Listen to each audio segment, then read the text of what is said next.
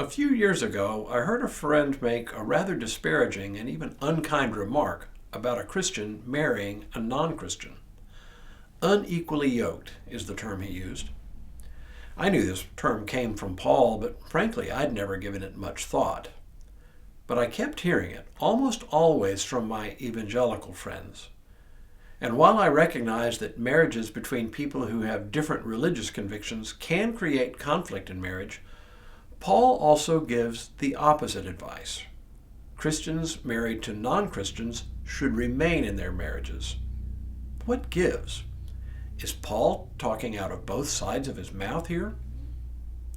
Hello, I'm Stuart Baskin, pastor of First Presbyterian Church of Tyler, Texas, and this is your daily devotional for Saturday, March 22nd, 2025.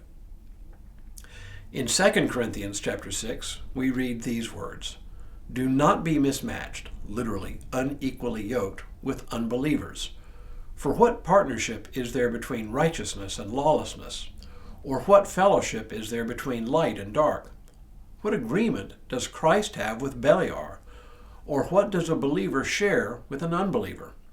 What agreement has the temple of God with idols? For we are the temple of the living God. So if you know anything about how Paul writes, you instantly recognize that he is being his most argumentative self here. He piles rhetorical question upon rhetorical question, all to make a point. Believers should not marry non-believers. Okay, but in his earlier letter, 1 Corinthians, we read this. To the rest I say, I and not the Lord, that if any believer has a wife who is an unbeliever and she consents to live with him, he should not divorce her. And if any woman has a husband who is an unbeliever and he consents to live with her, she should not divorce him. For the unbelieving husband is made holy through his wife, and the unbelieving wife is made holy through her husband. Otherwise your children will be unclean, but as it is, they are holy. But if the unbelieving partner separates, let it be so. In such a case, the brother or sister is not bound. It is to peace that God has called you.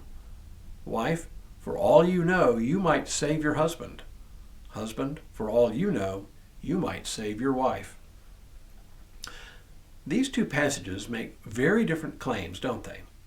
The passage from 2 Corinthians makes a very sharp point against mixed marriage, while the passage from 1 Corinthians seems much more conciliatory, much more ironic in its outlook.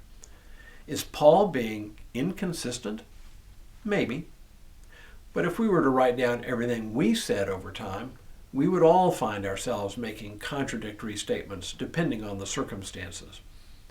I don't think we need to hold Paul to an unrealistic standard of perfect consistency in order to learn from him. Now, I know what you're going to say, and you're right. Paul is talking about two somewhat different circumstances here.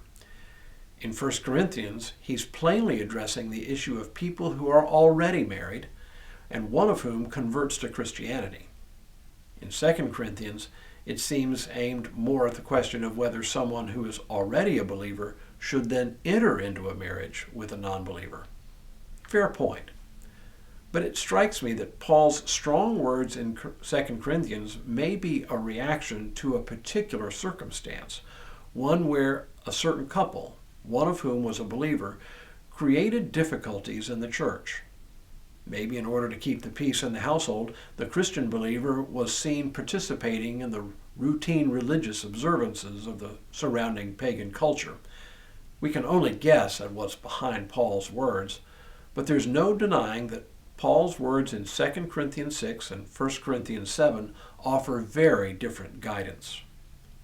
Without trying to resolve the tension between these two very different passages, perhaps we should simply live with the tension. Now, as someone who routinely counsels couples preparing for marriage, one of the topics I explore with them is the question of faith commitments. Research tells us that big differences in expectations about the place of religion in marriage and in the household is one of the 5 areas most likely to lead to serious conflict and even divorce. But it's more about expectations and assumptions. If one partner assumes they should both be religious and hold the same religious values and go to the same church, while the other is a plain old agnostic, well, there's going to be tension. But if the religious one has few expectations about the role of religion in their marriage and is willing to live and let live, so to speak, conflict is much less likely. So I think Paul has a fair point about religiously mixed marriage. It can definitely lead to strife and in some circumstances even lead the Christian believer to seriously depart from the faith. But Paul's point in 1 Corinthians is also highly instructive. Differences in religious commitment do not need to divide a couple, and in fact can be an opportunity for the believing spouse to rub off on the non-believing spouse, to that spouse's ultimate benefit. Is there one hard and fast rule to follow here? Well, given Paul's different takes on it in the 2 Corinthians letters, the answer is likely no. Each couple is different. Each case is different. Differences in faith commitments are serious matters, but should they always divide people who are genuinely in love and who are committed to each other and to making it work? I don't think so. Perhaps the best we can say on the subject is proceed with caution and approach these situations with eyes wide open. When we return on Monday, Paul continues his discussion of marriage with the question of whether folks who are engaged should get married given the imminent return of Christ. But for now, may God continue to bless you and keep you in all that you do this day and in all the days ahead.